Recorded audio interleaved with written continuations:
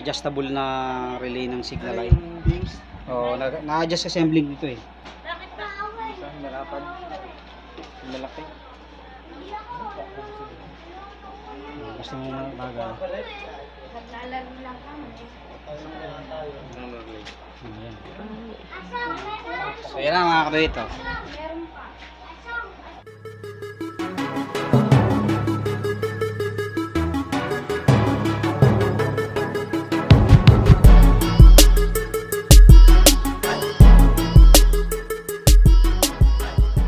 Yo, what's up mga kaduit? Ayan, welcome back dito sa ating YouTube channel. At dito naman tayo sa Honda Beat ni Sander. Yan, kasama pa rin ni parihin niya, no? So ang gagawin natin dito ay maglalagay tayo ng hazard. So since wala pa tayo nung auto hazard, ang ilalagay lang muna natin ngayon ay switch. Ito. Simple lang naman to.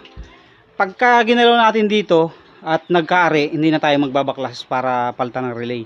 Pero pagka nag-steady ang hazard niya, steady yung ilaw, ay kailangan natin magpalit ng aftermarket na relay. So yun lang, ganun lang ka simple ang gagawin natin at baklasin na natin yan.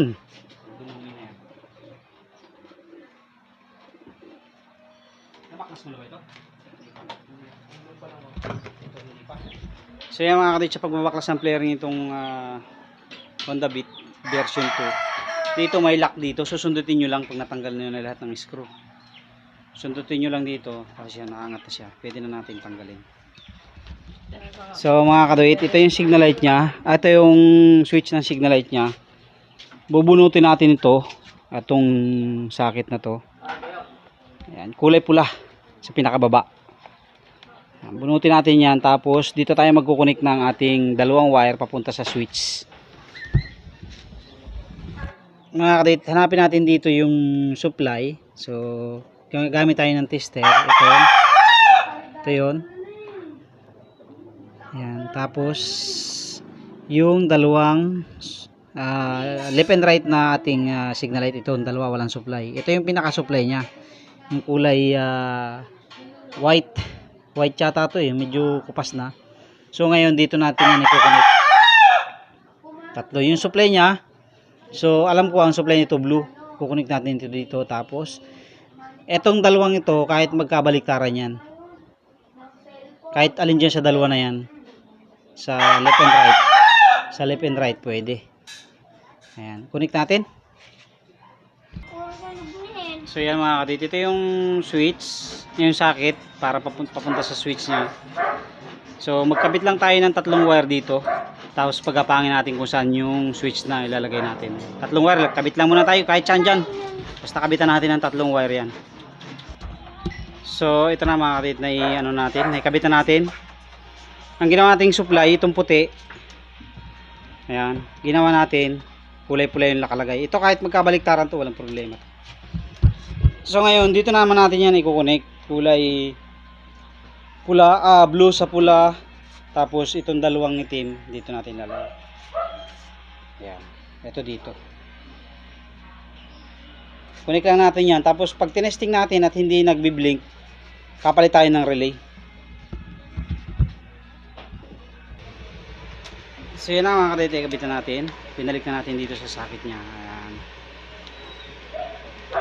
Para balik sa dating pwesto. Tapos itong pula, ito yung supply natin. Tapos ito kahit magkabaliktaran ito, okay lang yan. Batangas. So ito na po mga kadete, ikabitan natin. Yung pula sa blue natin yung supply. Tapos dalawang wire galing sa left and right.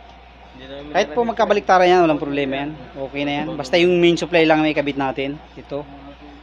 Galing sa puti, dito sa Honda Beat, diretso sa blue. Tapos itong left and right, kahit magkabaliktaran, okay na yan. So, titestingin na natin ngayon. Susi nga, pre. Ayan. Ayun nga lang. Ayaw gumana.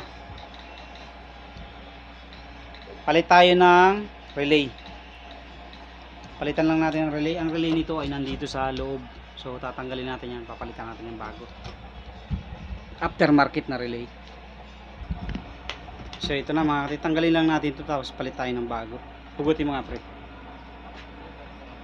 Hugot. Yan. So ito papalitan natin. Kasi ito mas mababa ang amperahe nito eh. Kaya papalitan natin ng mas mataas. Maaga eh. So ito na mga kaduit oh. Ako natulog ako maaga oh. Kaso may tunog. Magiging babae ka. Hindi. Sige nga, Bakit wala pa? signal light mo nga. Hindi ako natulog ako maaga. Tapos, Kabila. sabi sa lumele. Pa-off mo. So, okay na mga kaduit. Papalitan lang natin ng walang tunog. Kasi pangit niya may tunog eh. Ito ang ilalagay natin mga kaduit. Adjustable. Naubusan na pala tayo nung normal lang. Adjustable na relay ng signal light. Oh, na-adjust assembling dito eh. Bakit ba? Bakit ba? Ha? Meron pa yung isang ano. Tsura ng relay. Hindi ako nangaaway. Isang malapad. Malaki. Gusto mo magal. Naglalaro lang kami. Ah, dyan pala yan? Parang, Ito yung tsura isang relay. Ayan. So, yan na mga kaduit oh. Meron pa. sa likod, ganun din. Harap. Signal light mo. Pwede na may Kabila. isa lang. Okay. Off. Ngayon, pagpasabay na gusto mo, Ayan po, ito po. May switch nilagyan ko. doon ilalabas mo yan. Okay. Dito pala yun. Tapos na tayo. Pwede Tapos ako na. magpalagay pala yan sa motor ko. Okay. Kasi yan dito na lahat eh. Install na natin yan. Gusto mo Okay na. order ng gamit? Oh, at ito na nga mga kaduit. After ng mahaba-habang kalikutan, ay mas mahirap ang magbaklas ng play rings kaysa sa magkamit ng hazard. Ito na, testing. Hazard. Okay, napakaganda. Op. Buhay makina. Signal light, left, right. Op. Hazard. Okay. Yan na. Kung gusto mong timplahin na mabilis, gusto mo medyo mapormang medyo mabilis-bilis ng konti, paklasim lang yan. Kayang-kaya mo yan.